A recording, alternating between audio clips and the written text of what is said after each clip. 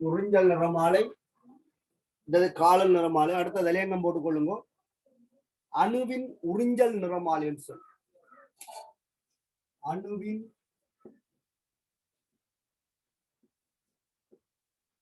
அணுவின் உறிஞ்சல் நிறமாலை.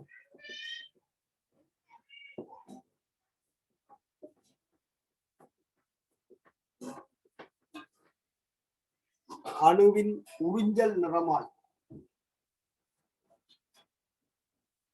சரியா? இந்த படத்தை கறிக்கொள்ளுங்க.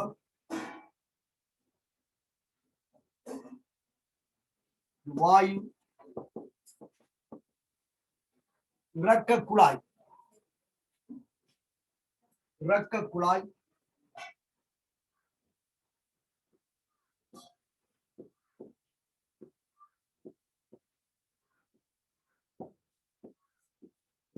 இரக்க குழாய்,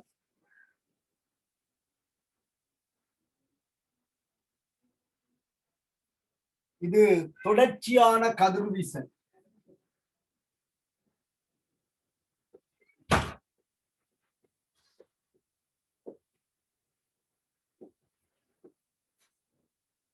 தொடர்ச்சியான கதிர்வீசல். இதுல எழுதுறேன் கதிர்வீசல். இதுக்கு எழுதி விட்டாங்க தொடர்ச்சியான கதிர்வீசல்.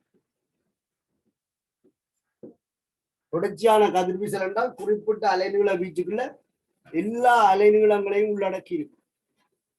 தொடர்ச்சியான கதிர்வீசல்.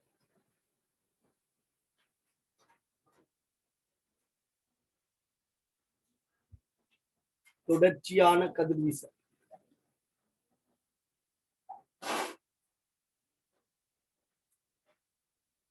நீங்கள் ஒரு பென்சிலால ஷடோ பண்ணி கொள்ளுங்க. இந்த ஏரியாவில் இருக்கிற எல்லா அலைநீளங்களையும் உடைய கதிர்களை இதுக்குள்ள அனுப்பும். அப்படி அனுப்பும் போது இதுக்குள்ள இருக்கிற வாயுக்கள் சில கதிர்களை உறிஞ்சுறதால இங்க அப்படி எல்லா கதிர்களும் வர போறது இல்லை. அதை நாங்கள் கலெக்ட் பண்றதுக்காண்டி ஒரு ஒடுக்கி ஒன்று போட்டு இருக்கு.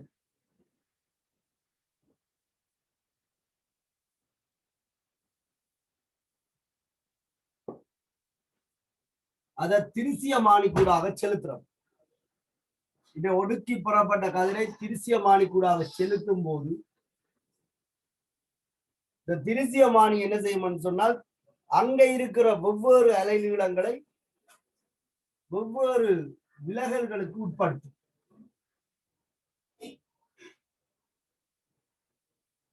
வெவ்வேறு விலகல்களுக்கு உட்படுத்தும்.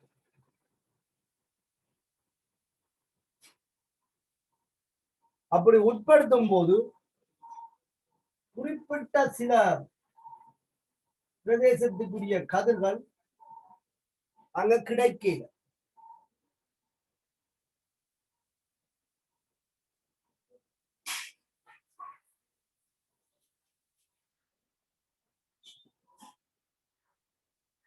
இதுல நாங்கள் ஒரு ஒளிப்படலத்தால வச்சு வார கதிர்களை உணர முடியும்.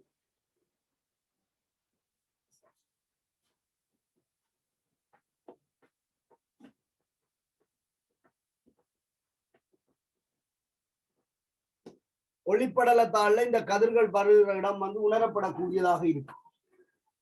ஒளிப்படலத்தால்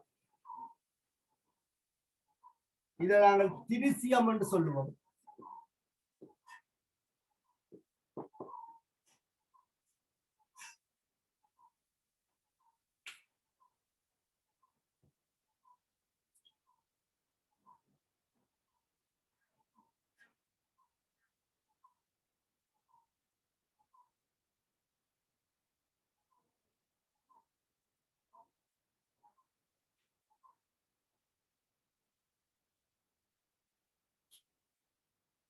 இங்க புறப்படுகின்ற நிறமாலைய நாங்கள் ஒரு பிலிம்ல காட்டினால் குறிப்பிட்ட பிரதேசங்கள்ல கதிர்கள் வராம இருக்கிறதை அவதானிக்கலாம்.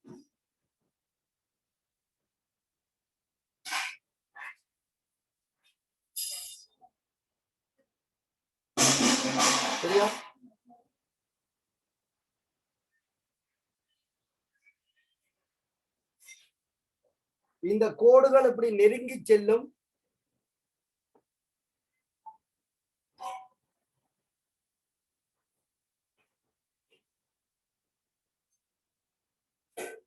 இந்த கோடுகள் நெருங்கி செல்வதை காண்பிச்சு கொள்ளுவோம்.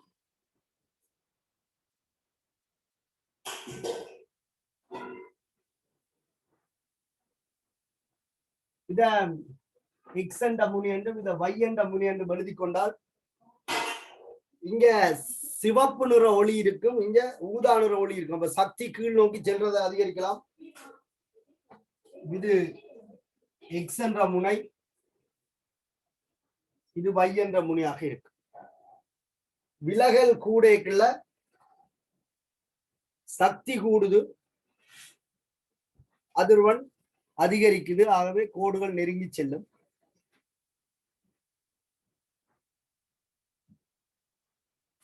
இந்த திசையில அதிர்வெண் அதிகரிக்கும். இங்க சிவப்பு நிற ஒளி அதிர்வெண் குறைஞ்சது, ஊதா நிற ஒளி அதிர்வெண் கூடியது. ஆகவே அதிர்வெண் அதிகரிக்கும்.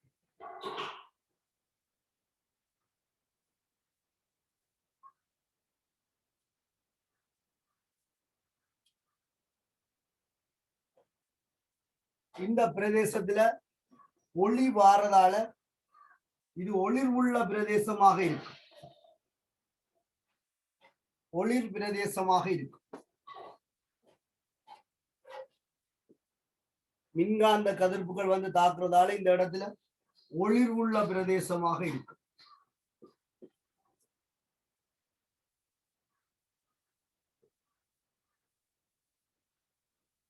இந்த பகுதியில ஒளி வராததால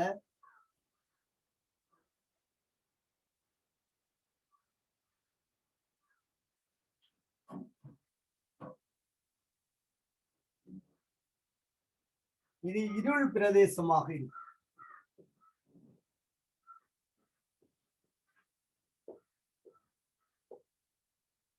இருள் பிரதேசமாக இருக்கும்.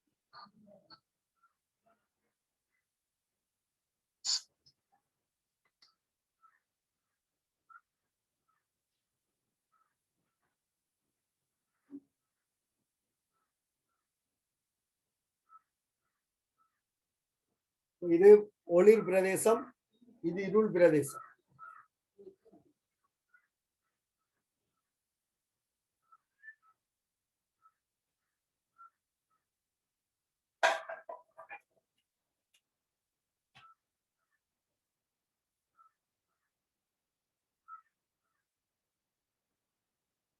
படத்தை ஒருக்கா தெளிவாக கூறிக்கொள்ளுங்க.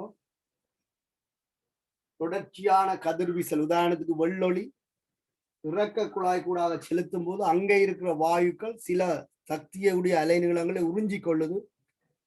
அந்த அலைநீளங்கள் இங்கால வராது. மிச்சமாக வந்ததை எடுத்து நாங்கள் பகுப்பாய்வு செய்யும் போது எங்களுக்கு சில இடங்கள்ல சில ஒளிர்வுகள் அவதானிக்கப்படாது.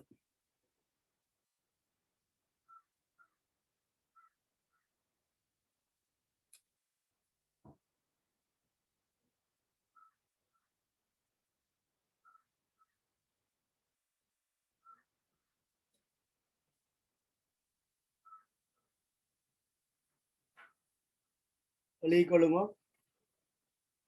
வெள்ளொளியை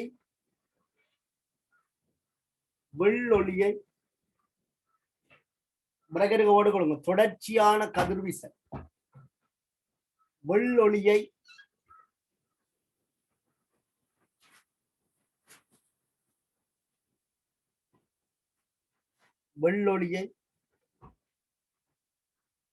அருட்டப்பட்ட அணுக்களுக்கூடாக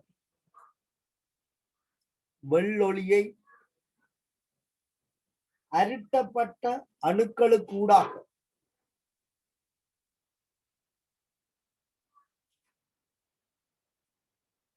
வாயு அணுவாயுக்கள் வெள்ளொளியை அருட்டப்பட்ட அணுக்களுக்கூடாக செலுத்தி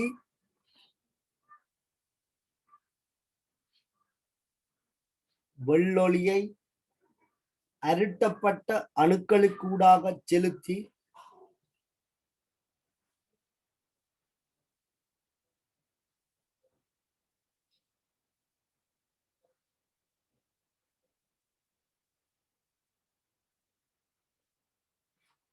பெறப்படும் கதிர்களை, தொடர்ச்சியான கதிர்களை வாயுக்களுக்குள்ள செலுத்துறோம். அங்கால பெறப்படுகிற கதிர்கள், பெறப்படும் கதிர்களை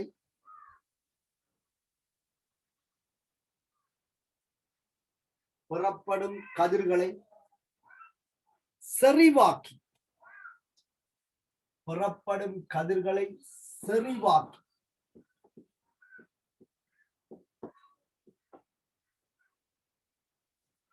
பெறப்படும் கதிர்களை செறிவாக்கி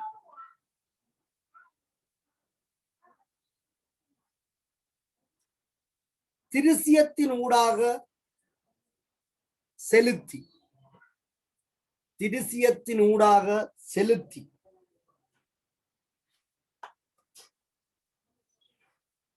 திருசியத்தின் ஊடாக செலுத்தி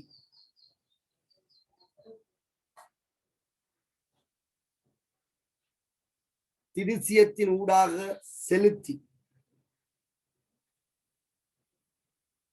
ஒளி படல தாளை,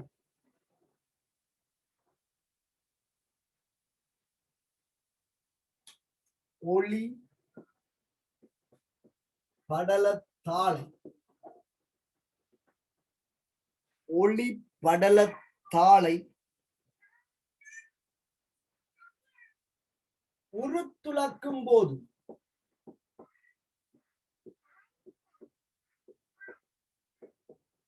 அந்த உருத்துளக்குறதுன்றது நாங்கள் இப்ப பிலிம கழுவுறோம்னு சொல்றாங்கல்ல, அந்த மாதிரி உருத்துளக்கும் போது, உருத்துளக்கும் போது சில இடங்களில் சில இடங்களில் சில இடங்களில்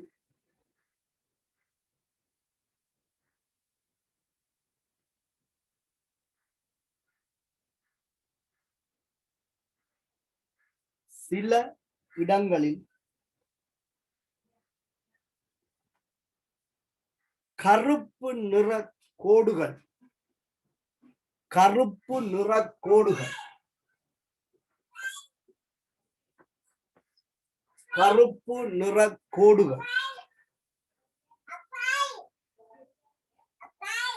கருப்பு நிற கோடுகள் அவதானிக்கப்பட்டன.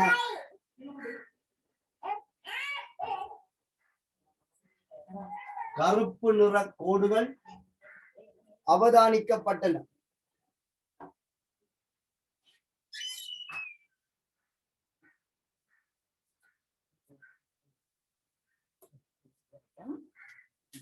கருப்பு நிற கோடுகள் அவதானிக்கப்பட்டன.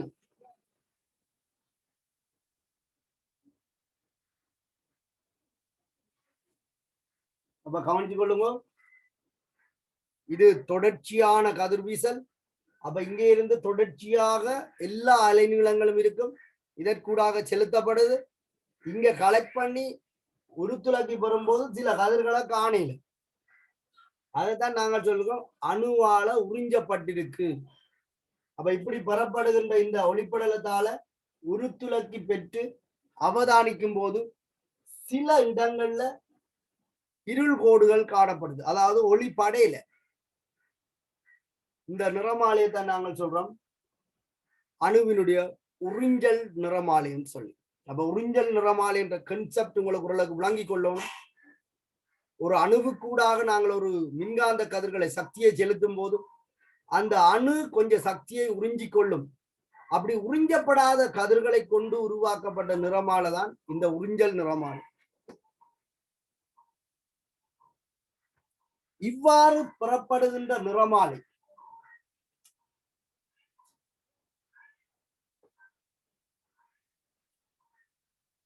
இவ்வாறு பெறப்படுகின்ற நிறமாலை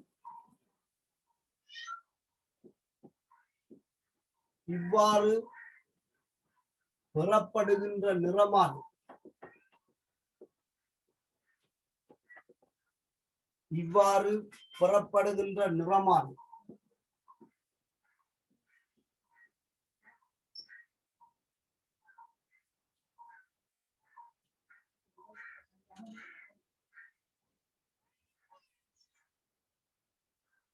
உறிஞ்சல் நிறமாலை எனப்படும்.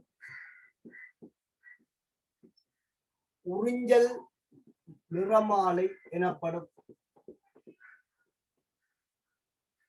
உறிஞ்சல் நிறமாலை எனப்படும்.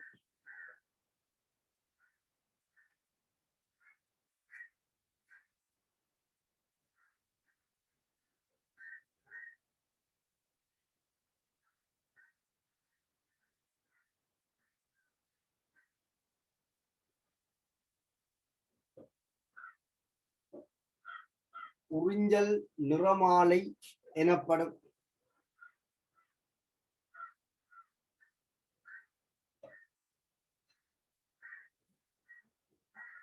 சரியா? அடுத்த பந்தி அழைக் கொள்ளுங்க. வாயுக்களுக்கான உறிஞ்சல் நிறமாலையில் வாயுக்களுக்கான உறிஞ்சல் நிறமாலையில் வாயுக்களுக்கான உறிஞ்சல் நிறமாலையில் வாயுக்களுக்கான உறிஞ்சல் நிறமாலையில் இதுல பெறப்படும் நிறமாலை வாயுக்களுக்கான உறிஞ்சல் நிறமாலையில்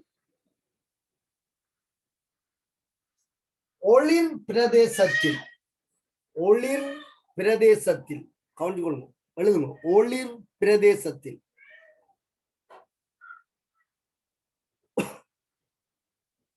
ஒளிர் பிரதேசத்தில்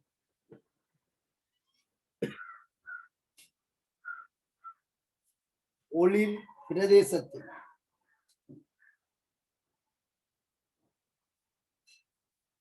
சிறிய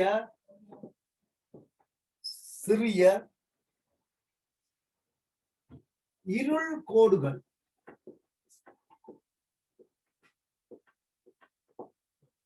ஒளிர் பிரதேசத்துல சிறிய இருள் கோடுகள்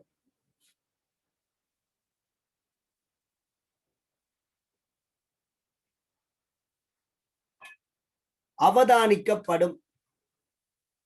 ஒளிர் பிரதேசத்தில் சிறிய இருள் கோடுகள் அவதானிக்கப்படும்.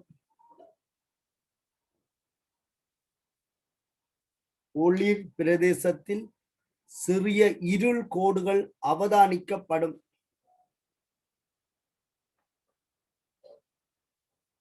கவனித்துக் கொள்ளுங்க. இந்த இருள் கோடு அதிர்வெண் அதிகரிச்சு செல்ற திசையில நெருங்கி செல்றதை நாங்கள் பார்க்கலாம். இதுல என்னால சரியாக காட்ட முடியல, அதால நான் XY என்று போட்டிருக்கேன். உங்களுக்கு தெரியும், வயலட் விலகல் கூடியது, ஊதா நிறத்துக்கு அதிர்வெண் கூட, அவ சக்தி கூட. ஆகவே எக்ஸ்ல இருந்து வையை நோக்கிய திசையில இங்க இதுலயும் போட்டிருக்கோம், எக்ஸ்ல இருந்து வை அதிர்வெண் அதிகரிக்கும். எக்ஸ்ல இருந்து வையை நோக்கிய திசையில அதிர்வெண் அதிகரிக்கும். அடுத்த பந்தி அழைக் கொள்ளுங்க. இங்கு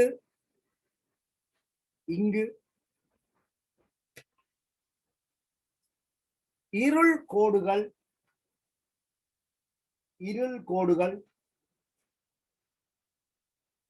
இங்கு இருள் கோடுகள்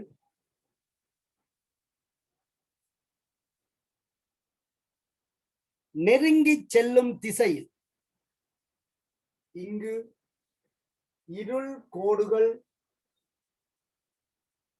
நெருங்கி செல்லும் திசை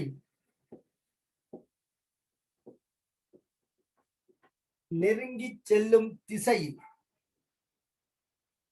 அதிர்வெண் அதிகரிக்கும். அதிர்வெண் அதிகரிக்கும்.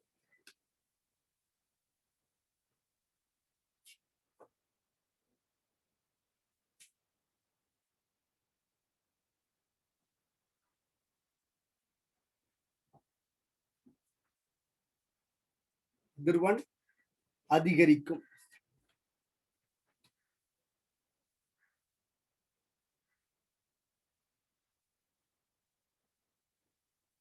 அடுத்த தலையங்கம் போட்டுக் கொள்ளுங்க. அணுவின் காலல் நிறமாலை அணுவின் காழல் நிறமாலை.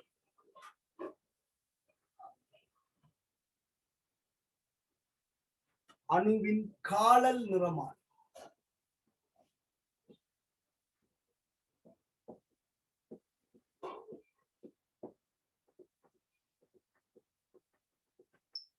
அணுவின் காழல் நிறமாலை.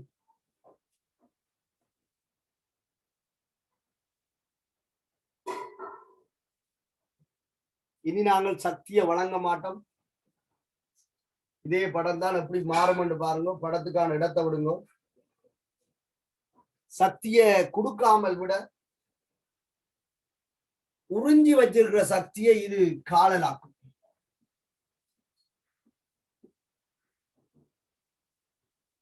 எல்லா திசையிலையும் காழலாக்கப்பட நாங்கள் கலெக்ட் பண்ணலாம். அப்படி காழலாக்கப்படுற சக்தியை செறிவாக்கி திருசிய